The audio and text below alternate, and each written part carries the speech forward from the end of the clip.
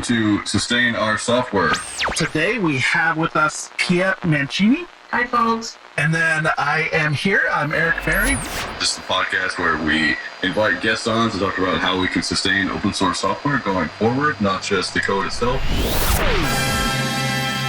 Hello and welcome to the 100th episode of Sustain, the podcast where we figure out who we are, where we came from, and where we are going. I am your host, Richard Littauer, but I am not the only host. And in fact, in this episode, we have no guest, or we are all guests, depending on how you look at it. So I would like to go around now and introduce everyone else. Justin Dorfman, how are you doing today? I'm doing great. I just finished moving, so I'm just like ecstatic that I don't have to move anymore. Are you still calling in from LA? I'm actually in Ventura County, which is just 30 minutes away, but I'll always be LA. Actually, maybe it's a good idea. I don't actually know. Where do you work? The company? Yeah, what do you do for work? Yeah. We never talk about this stuff. Yeah. Okay. So I work for a company called Replays, and we have an open source project that is a sandbox project inside of the CNCF. So I work on the open source program office to get CuriFence, the open source project, adoption. That's CuriFence, CuriFense. They also have a podcast called Community Cloud Native, which I and Justin run. I clearly do know where he works, but I'm really glad that he works there and that we all know that too now. The other major alumnus of this podcast, Eric Berry. Eric, how are you today? I'm feeling pretty good. How are you doing, Richard? I'm good. Where are you calling in from and what do you do for work? Calling in from my basement in Utah. And for work, I work for a real estate company out of Denver that does software to help real estate agents sell and manage their clients. You're also the only developer who actually develops. I might be the only developer, but I'm not the best developer. I'm certain of that. I have no proof to the contrary. Going with the Open Collective crew. Pia, how are you? I am well. How are you? I'm good. I'm nervous that my energy is now very like question, answer, host, answer. It was all fun and games until I started recording and now everyone's just being really silent and nothing's happening. Pia, where are you calling from? I'm calling from Madrid, Spain, from my house, and which I recently moved into as well. So very happy about that. And I work for a company called Open Collective. Yay. Who else works for Open Collective? Ben, do you? That'd be me. So joining in the theme, I moved house to the countryside in the west of England. It's very pretty. It's the least populated part of England, which tells you a lot about where I'm at right now. And I joined Open Collective shortly after I moved. I think it was the middle of March. So yeah, I've been spending the last 6 months doing 7 months. I think it's 7 now, doing the job that I've wanted to do for a long time. So yeah, it's been a great year and I'm really enjoying it. It's also Ben's birthday on Wednesday. That is December 1st. Everyone, please send him gift cards, wine bottles, and what have you. If you want to go on a bike tour, he leads a bike touring company through the hills. So thank you, Ben, for calling in. Gunner, who are you? How are you doing? I am well. I'm coming to you from the smallest United State, Rhode Island, in the house that I grew up in and enjoying the chilly weather and the rakeability of leaves. And I run a small nonprofit called Aspiration that I guess is based in San Francisco, but increasingly just based on the web. Excellent. Thank you so much for calling in. Good to have another New Englander here for a change. I'm calling from Vermont. For those of you who don't know, I'm always wearing plaid. We actually have another panelist. It's Eriol Fox, who is amazing and currently actually doing her PhD work during this hour. How are you doing today? I'm okay. Yeah, I snuck out of a PhD meeting about submitting exploratory papers to a conference to come and be with you for a short period of time. But a short period of time is a maximum of 10 minutes. So apologies. I just really wanted to make sure that I was here. No, thank you so much. That's amazing. It's great. What's your PhD in? Where is it? Oh, my PhD is in open source software and how designers contribute to humanitarian and human rights related open source software. What does that look like? What does it mean? Do designers do that? Do they do it well? How does it get received by the humanitarian and human rights organizations and all that kind of lovely stuff? It is the University of Newcastle, and I'm in my first year, and I'm very excited to be doing this research. It's pretty cool. There's not a lot of research. There's lots of research about designers doing design work in open source software, but not like usability and things like that. But there's not a lot of designer research about designers being involved in humanitarian and human rights related open source software and what that means. So this little niche is quite cool.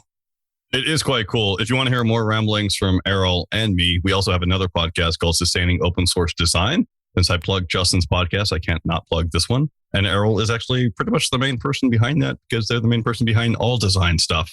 They're making faces, but that's really true. There's actually one other person here. And again, it's not Alyssa Wright either, who would be here if she could, but she's very busy right now working at her new job with Bloomberg, and she's very excited to be back in New York with bagels. Alyssa, we miss you and we wish you are well. No, there is another person here who is on every single podcast.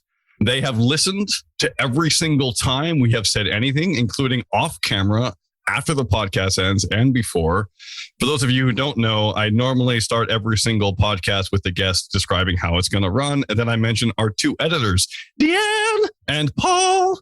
Hi, Paul. Hi, DeAnn. How are you? Hi, Paul. Hi, DeAnn. Hi, Richard. Finally, we get a response. Look what I made you. Yes. DeAnn has made Look a at that. flippin' That's awesome. sign. It says Yeah. happy 100th episode. Yes. DeAnn, we love you. A cake would have been better, but okay, we'll take a snack. That'll be for the 101th episode. Oh, okay, great. Oh, exciting. Thank you Cool. for that Next week. Great. Thank you. This might also be a nice moment to say that we got you a gift, Richard, as well. Just to say thank you for hosting 100 Sustain podcasts, which has been an absolute gargantuan kind of effort. It's just been super impressive seeing you kind of pull all of this together over the course of God knows how long. But yeah, we thought about what we could get you that would be appropriate, and we plumbed for a membership to the Scottish Wildlife Trust so that you can go to any of their centres in Scotland whenever you want. You don't have to pay, and we've kind of tipped up the membership to make it a $100 membership for them as well. So hopefully they can look after some birds, and you can go and check some out in Scotland whenever you are next back. You can do whatever you want. So thank you again. That will be winging its way to you, pun not intended, very shortly. Okay. I did not know that. I can't see red, but I'm pretty sure I'm blushing tremendously right now. That's really kind. That's really nice. Thank you. Thank you. I will You've have to spend definitely more been time the in anchor. Scotland. Cool. All right. Thank you. Someone else take over. Can I make a proposal for every new episode? So until the 200th episode, it may be instead of spotlight, we should do bird fact from Richard instead of a spotlight, because we're running out of spotlights at this point, right? So That's maybe true. Richard should be a bird fact, 100 bird facts. So, Got it. Paul and DeAnn, do you need anything? Do you want to say anything? Is there any way we could just hold a space for you to talk about open source sustainability or whatever you want? The only thing we really need to know, and you ask us every week and we never get an answer, is where are you going? That's what I want for your 100th episode, is where the heck are you going? What is in the future? So answer that question. On a serious note, Paul, was your question about where is the podcast going, or specifically where about Richard? Sustain. I want to know where Yeah. Sustain as an organization is going. What are your big future plans? That is a great question. So Sustain is a really interesting thing. We started out as a conference and we ended up as a podcast because this seems to be a really good way to have communications happen during a global pandemic. We are going to have in-person meetings again. And in fact, we are already having them. Like 2 weeks ago, OSCA, Open Source Community Africa, had a freaking Sustain event, which is the best. They are so cool and we love them. I hope it was awesome. Some of the tweets look super cool. Sustain will be having another one. We are working on planning that right now. We are imminently releasing, in fact, may have released with this episode, a 160-page report on what open source sustainability means and how to understand stuff. Ben is saying, It's actually 100 pages. It's a nice, clean 100 pages. And we did not intend for it to match as nicely as that. But like 100's the theme. So yeah. Love it. So we're going to be publishing that, which is really exciting. And we're also hoping to have, I think, more online events. And we also started another podcast recently. on Docs. Justin, you want to talk about the Docs podcast? Yeah. So Portia Burton and Eric Holscher, who are well known in the documentation community, we did a pilot episode and it went really well. And I could be very biased, but I don't know. I'm so excited to launch it in January. And it's really cool because Eric has an advertising network called Ethical Ads, and we're going to be able to promote that show to a targeted audience of documentation folks. So I'm just really excited that we'll get the word out there, because more people that are getting exposed to getting started with documentation contributions, I think is a great thing. And Portia and Eric are, I think, the best host to basically talk to others in the industry and just their experiences. So yeah. Awesome. Go listen to that podcast too. So that's where we're going. We're going to keep holding space for people. We're excited about doing that. And if there's any other suggestions, we would love to hear them. I would like to talk more about environmental sustainability. Justin would like to never talk about environmental sustainability, but instead talk about sustainability. Wait, I'm not the only one. He's not the only one. There are multiple people, but and there's nothing wrong with that. The scope. I don't want the scope to get out of fact, because I think when Pia and I first started this, it was continuing the conversation of open source sustainability. Like that was the thing. So getting out of that scope, there's nothing wrong with sustainability of planet. It's just, are we the best to do that? So that was Eric's sentiment as well. If I'm speaking for you. 100%. Okay. My sentiment is that the planet is part of open source, and open source is part of the planet. Therefore, what's its license? It's all, is it an OSI approved license? I'm pretty sure when God made it, he pretty much said, do what you want. Like it was, feel free to remix and reuse. So ultimately, Paul, we are going to the moon. Eric wanted to say a few words. Eric. I do actually. And seeing Paul and DeAnn on this show, it really brings back a lot of good memories from the beginning days that we started this. And I wanted to point out a little bit while everybody's here and while I can watch both of them blush a little bit, maybe. I wanted to point out how critical they were to the life of this podcast. To go back in history a little bit, when we started this thing, it was under the CodeFund brand, and CodeFund was trying to run this thing. And Justin was really the person who ran it, put it all together, organized the shows, got everything up and running, and that was huge. But we didn't know anything about editing. We didn't know anything about running a podcast. And Paul and DeAnn, they really came out and helped us and encouraged us. And oftentimes they pulled us off the edge of shutting everything down, saying, hey, this is really important. You guys should keep going. They've given us huge discounts, continue to give us discounts. They are as much a part of this show as any other person in this group here. So I just wanted to thank them personally and as a podcast for making this a possibility. We recently have seen 20,000 downloads, I think, and I think that's a huge mile marker. And every single minute of those have been listened to by you guys. So thank you so much. You really are a part of the Sustain story.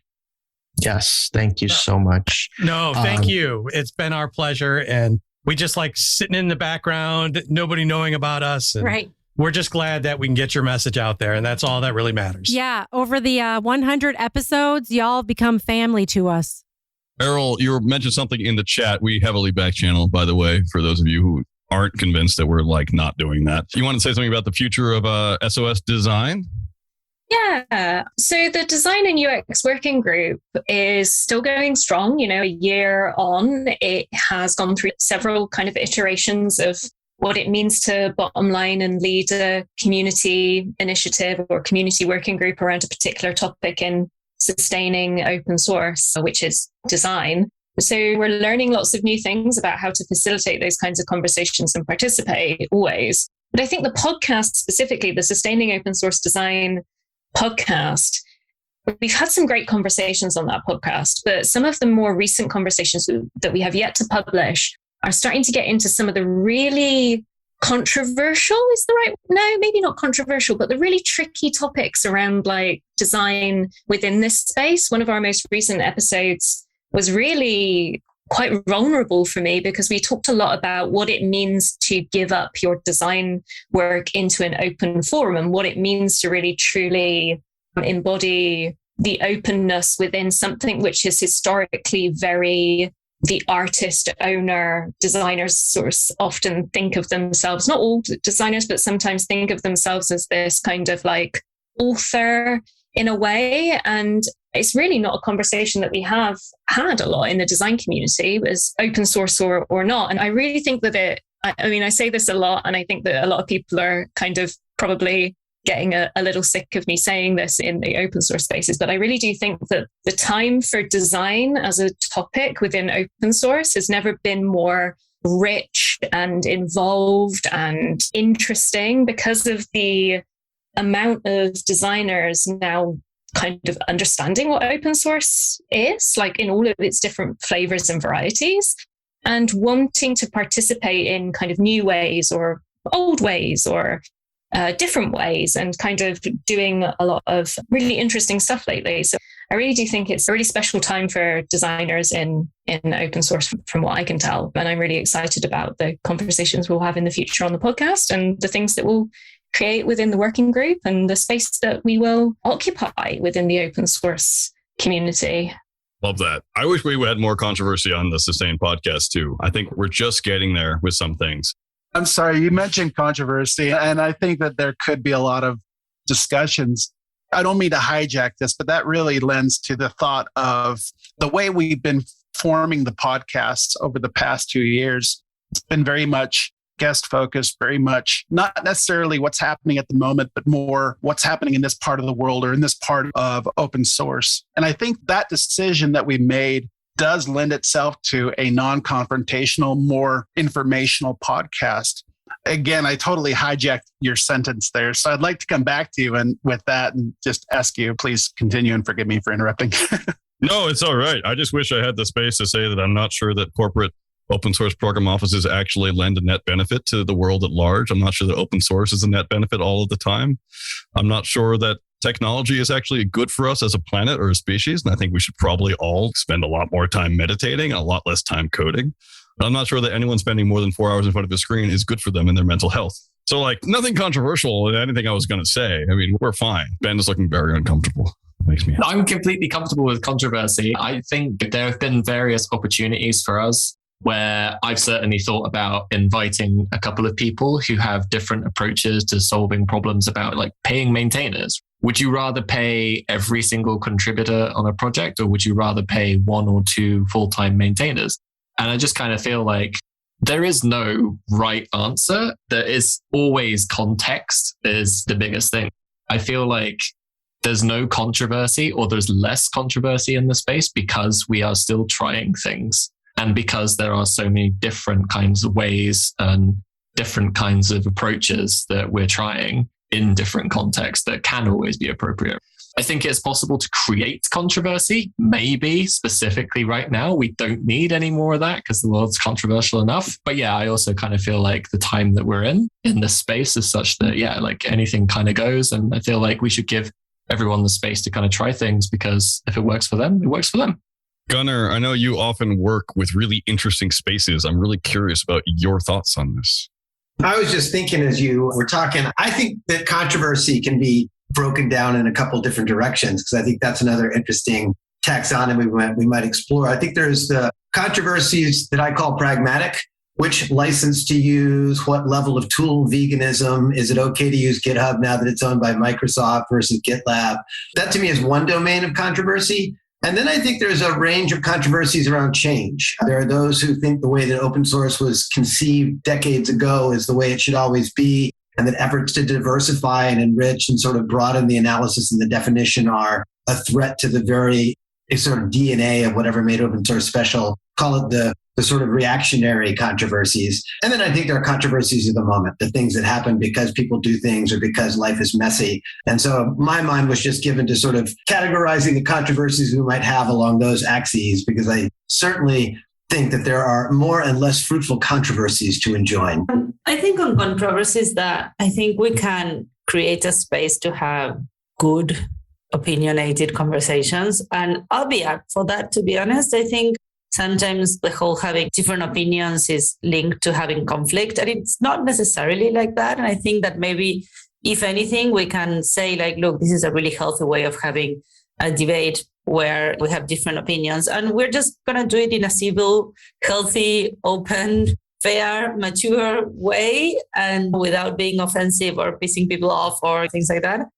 And if we can do that, I think that's a big win. I think like just showing that we can have conversations and different opinions in good spirit and civility, I think it's important for the world right now. It can show that we can have civil conversations about things that we really don't agree with.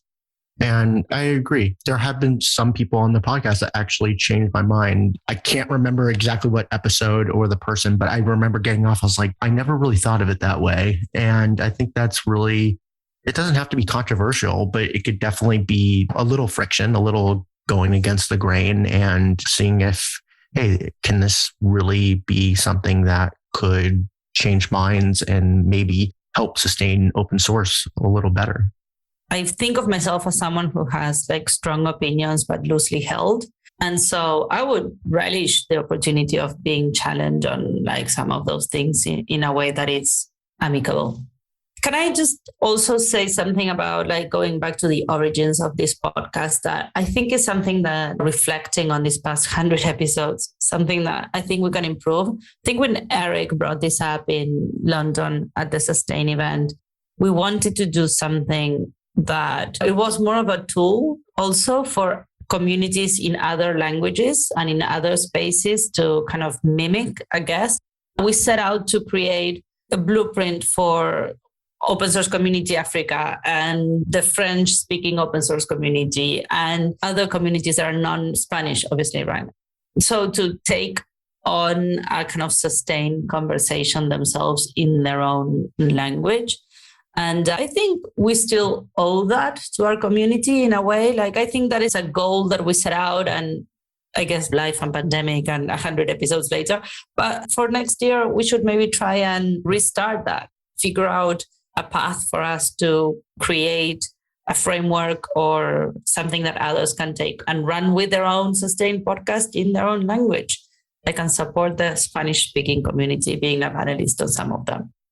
I would love that. I just got an email from Nereida Lemos, a Brazilian researcher looking at digital infrastructure with indigenous communities in Brazil and how they use digital tools for environmental sustainability and for organization. And they're giving an awesome seminar next week on, I think, December 16th, which I can't go to. I mean, I could, but like, I don't speak Portuguese. It's in Portuguese. And I feel like there's a ton of awesome stories that we could totally share, or that we could, I would love to have other people share who are fluent in those languages. I'm happy to give a podcast in Latin if anyone really wants that, but I'm pretty sure that's not necessary for anybody involved. But yeah, I would love multilingualism. If you speak another language and you're listening, please like reach out if you want to host a Sustain podcast. We would love to work with you on that, especially Spanish, especially Chinese. I think there's a whole ton of areas that we're just not reaching at the moment.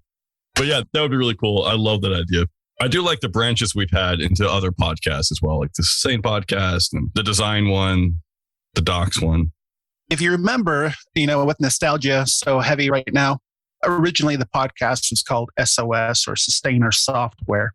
And it was renamed to Sustain after 17 episodes or so, and we started over again. I'd like to go back to that thought of sustaining our software and just the word sustain. And with the 100 episodes that we will have in the can here shortly, how do you see the impact that this podcast has made on open source sustainability? And then I'd also like to know, do you all think that we can measure open source sustainability? Is that something that we can say, well, here's where we are, here's where we want to go, and we can track our progress? Or is it more of just a concept that we'll all kind of feel like, okay, we're there now, or maybe we'll never get there? I'd love to hear your thoughts on that.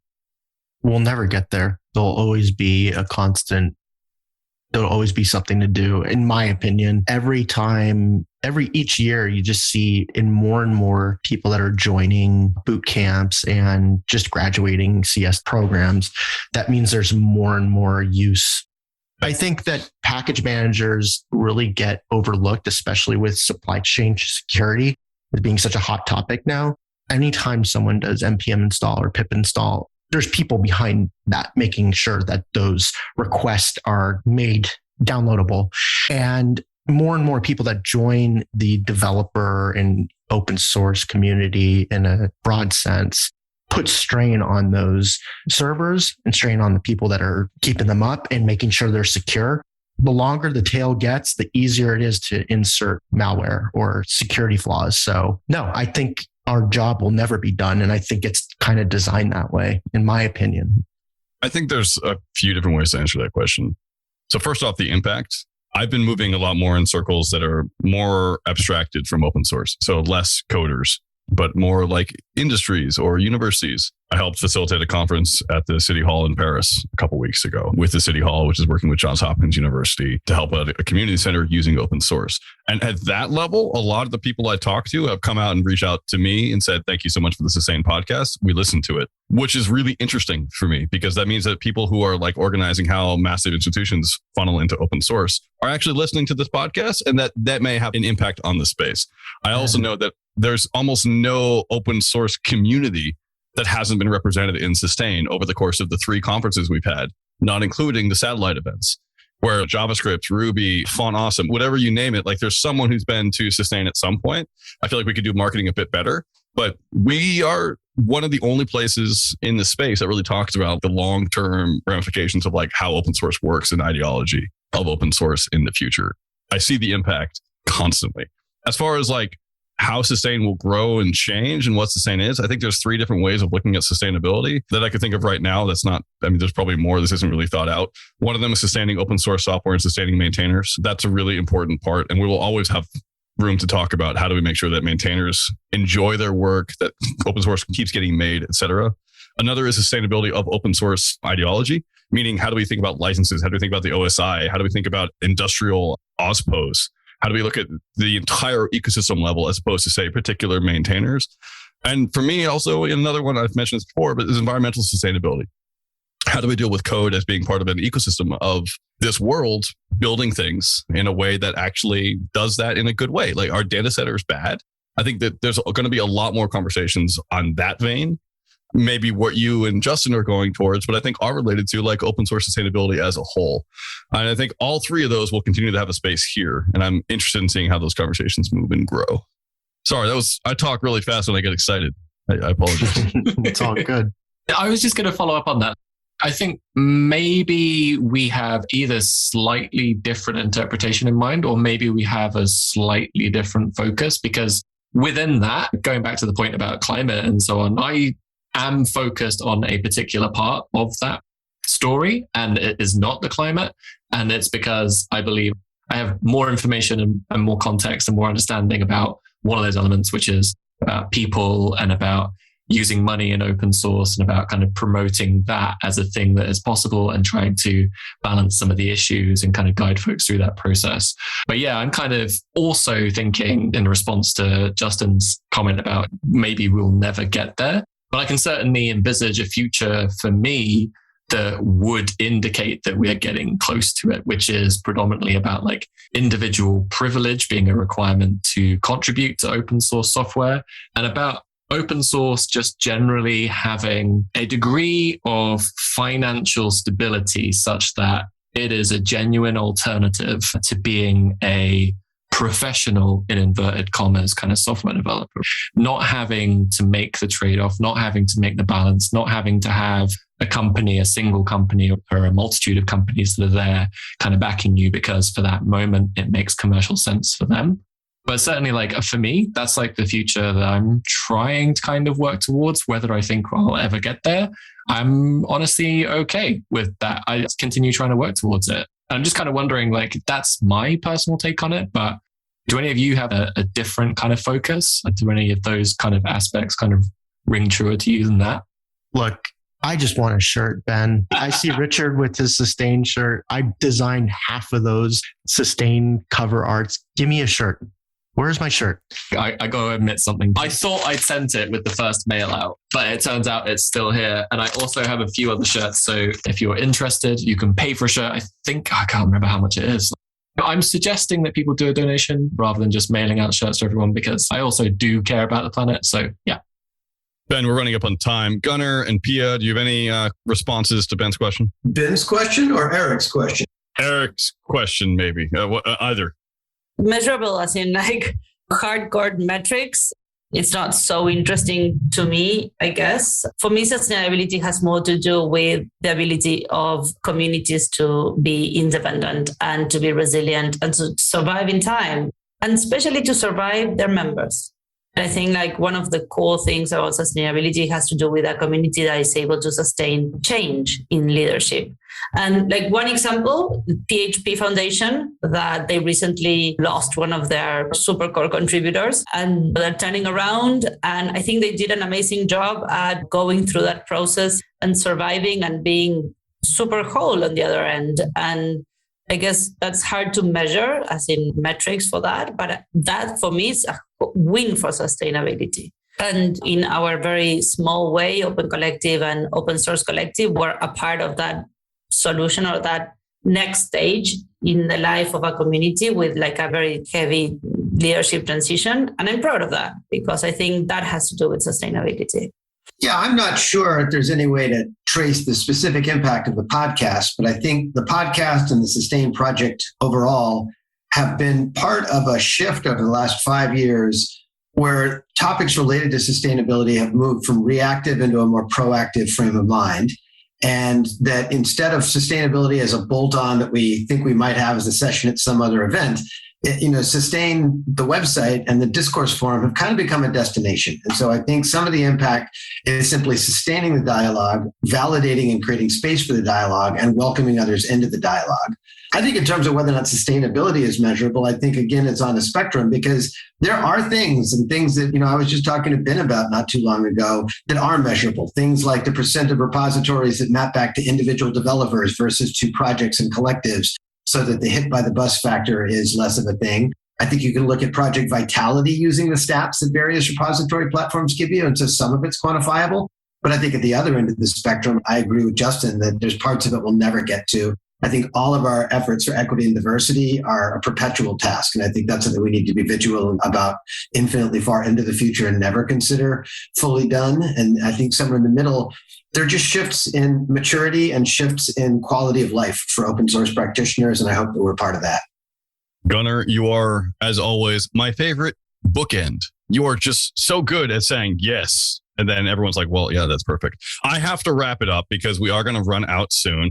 I know some people have a hard stop. So quickly, spotlights. This is the part of the show where we talk about things that we love, people who are the best, and or projects that we want to share with other people. Gunnar, what is your spotlight today? I'm going to go to a different part of the open universe and shout out Open News. They are a project focused on journalism and open source tools in journalism and doing all kinds of diversity and equity analysis and impact for the field of journalism. And they are just a phenomenal group of folks. And I just encourage people to check out opennews.org. Thank you so much. Paul, what is your spotlight today? Okay. So since I'm the podcast editor, I'll highlight something audio-ish. There's a company called Descript. They specialize in AI podcast editing and audio stuff. And they do next level stuff like text-to-speech, speech-to-text, AI voice modeling. And they are the ones that have automated removal of ums and uhs, which I use a lot on this podcast. You can check them out at github.com/Descript. INC, and we'll put a link in the show notes. Thank you so much. Right on the tip of your tongue. Beautiful. Eric Berry, spotlight. My spotlight is the Firefox browser and those that are still trying to fight for a non-centralized, single company governed browser that basically is our window to the world. So kudos to Firefox, kudos to all of their efforts, and to those that continue to support them. Love that. I agree with that spotlight. Justin Dorfman. I'm going with Gregor Martinus, Martynus. Without him, none of this would have happened. He introduced me to Pia. That was it. Fist that Gregor is my favorite human. Ben, my other favorite human. What's your spotlight? Thanks. I'm going to keep with my space theme. So I saw a talk just yesterday that was recorded 10 years ago about the computer that landed Apollo on the moon. And the fact that it was actually the hero of the story. It wasn't necessarily Neil Armstrong, especially since it failed 5 times in the last 2,000 feet of descent. So the shout out is for the National Museum of Computing, who put on a lot of talks like this and have one of the largest collections of historical computers that are still in working condition. It's in Bletchley Park in the UK. If you're visiting the UK or if you're from the UK, give it a shot. It's a great place. And yeah, I think we can learn a lot from the history of computing. Love that. Thank you so much. That's very cool. My shout out today is for SMAT, S-M-A-T, is a toolkit to analyze social media. It's an open source toolkit, and it's designed to help journalists, activists, researchers, and other organizations to analyze and visualize harmful content online, like hate, misinformation, disinformation. So it's a really cool tool, smatapp.com. Thank you so much. And my bird fact of the day, bird facts with Richard Littauer, is that the Cooper's hawk, which is one of 3 accipiters known in North America, sometimes flares its undertail wing coverts when flying. So if you see a hawk flying away, that is not a Buteo species, nor a falco or any other weird thing, but it's definitely an accipiter. But you see these big cottony things right underneath the butt. That is probably a Cooper's hawk. Thank you all so much for listening to Bird Facts with Richard Littauer. And that concludes our 100th episode. It's been really great to talk with you all. Before we sign off for good, I have to give a huge, monumental shout out. I want everyone to say thank you to Ford and Sloan, who have donated a ton of money to make sure that we are able to actually produce this podcast, pay Paul, and make this all happen. So Ford and Sloan, 2 large philanthropies dedicated towards understanding how do we make the world better, have given money to Sustain through Open Collective so that we can make this happen. Thank you so much. I don't think the officers would like us to give shout outs to them, but you know who you are and we love you. So thank you so much. Thank you. It was so much fun. We're family. It doesn't matter. I love you all. Thanks, everyone. Have a good one. Thanks, everybody. Bye. Bye. Bye. 200.